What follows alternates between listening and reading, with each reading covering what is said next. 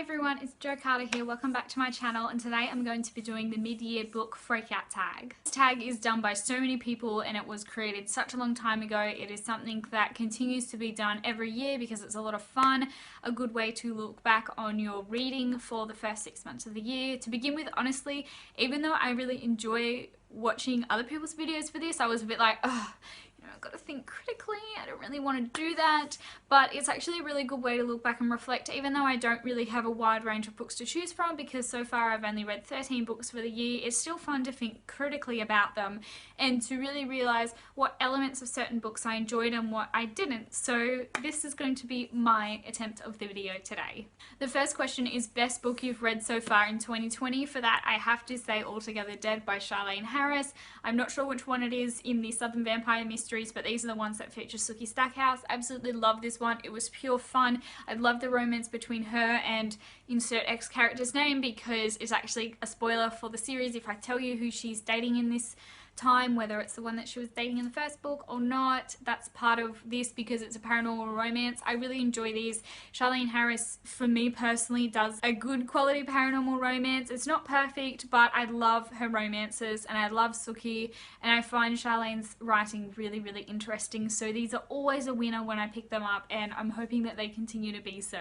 Question number 2 is best sequel you've read so far in 2020. I'm taking sequel to mean any book after the first in the series, except for the last one because that'll be the finale. For this one, I'm going to talk about part 1 of the third book in A Song of Ice and Fire by George R.R. Martin. This one is called Steel and Snow. This one really kicked up my enjoyment for A Song of Ice and Fire. I was kind of reading it and still enjoying it, but not really sure exactly.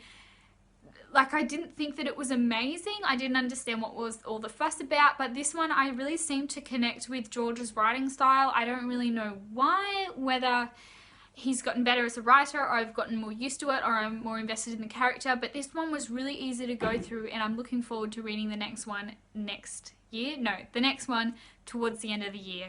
Question 3 is new release you haven't read yet but you really want to. I don't really buy books at the moment. I'm reading down my TBR, so I don't have an answer for this. And same for question 4, which is most anticipated release for the second half of the year. Again, I haven't looked at any because I'm not buying any. Question 5 is biggest disappointment, and for that one, sadly, I have to say A Column of Fire by Ken Follett. This is the third book in the Kingsbridge trilogy. It was written 10 years or so after the first 2 books in the series, and I was really looking forward to this being an amazing read because I really enjoyed the first one and I loved the second one with a passion. But this one just felt a bit flat for me. It focused more on like the world and the plot as a whole and less on the characters, and in that way I found it harder to connect to the characters and really feel what they were feeling, which is what made it a bit sad because that's what I loved about the second one. It was still an alright read for, you know, a ginormous book. I ended up giving it 3 or 3.5 stars, but it just wasn't the amazing book that I really wanted it to be because I loved the second one so much. Question number 6 is the biggest surprise. For that one, I'm picking Wild Woman by Pamela Robson. This is the first non-fiction book that I read this year, and the surprise was that I actually really enjoyed it enough to want to continue reading non-fiction. Question 7 is favourite new author, which can be new to you or debut. For that one, I'm definitely picking a new to me. This author is definitely not debut, and that is Trudy Canavan, who wrote a really famous magicians series, and she's got like this whole world that's got the magicians in it. I read her first book, which is the first thing I've read by her, and even though it wasn't super unputdownable, I still found it really entertaining, and I'm looking forward to reading more in the series. And out of all the people, all the new people that I've read this year, she was my favourite. And then I'm keeping this book up here for question 8, which is newest fictional crush. In this one, I'm going to say that my favourite fictional crush this year is Surrey. I think I'm saying his name correctly. I just absolutely love him and the way that he wants to protect Sonia, and I really hope that there's a romance blooming on the future between those two. But I don't know, I just love him. He just feels like such a great guy, and it's sad, like the way that his life has gone, because he's someone that's grown up in the slums, which is sort of how this series starts, and I just wonder what he could have done if he had been given a fair go in life. But I'm also really excited to see what he does and how he succeeds, because I know that no matter what he does, he's going to try and make something good out of it. Question 9 is newest favourite character. For that one, it is hands down Lisbeth Salander. So this is the first time that I'm reading anything by Stieg Larsson in this series as well, and I absolutely loved Lisbeth. She was someone that has been through something horrible, and I don't know, she's just fascinating. I just find her so gripping and engaging, and she was literally the reason why I wanted to finish this book and why I want to continue with the series. So I'm so keen to follow her and see what she is going to do next. Number 10, book that made you cry. None. I don't really cry in books. Number 11, book that made you happy, and for that I am going to have to go back to this pile and pick Altogether Dead, because it undoubtedly made me happy.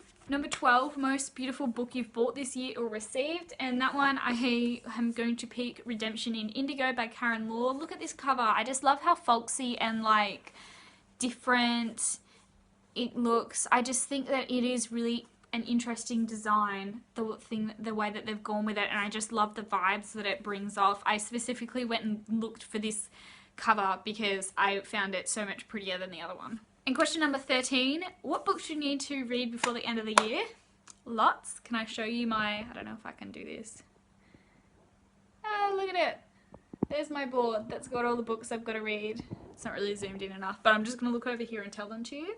So I've got the second 2 books in the Millennium series. I've got the second part of A Storm of Swords by George R.R. Martin, hopefully soon because I'm really keen to read that one. I've got 8th book, which is a non-fiction book written by the Victorian Education Department. It's a non-fiction one that my grandpa gave me. He went to school and this is what he read in his 8th form. And then I've also got the second 2 books in the Black Magician trilogy, which follow on with the Trudy Kahneman that I've read, books 2 and 3. I'm looking at ordering them in the mail because I ordered the second one and it still hasn't arrived. I know postage is really slow at the moment because of COVID, but I'm still feeling like it should have been here by now because it's like 4 months in like that I ordered it. I ordered it in April, so I think I'm gonna have to just accept the fact that it has got lost in the mail or something and order a new copy, and probably order the second and the third in one go so that the third gets here before the end of the year. That's everything. Thank you so much for watching today. Don't forget to like, comment and subscribe if you would like to, and I can't wait to see you guys all again next time. This was a really fun video. I'm sure you'll do it even if you don't get tagged. There's not even a question in here to be tagged because everybody just does it because it's such a fun way to look at it critically. I really hope that I can do this sort of thing, but for the next 6 months of the year, at the end of the year, and then pick like my favorite between the 2 for each question. I think that'd be fun, but I will chat to you guys all again next time. Thank you. Bye.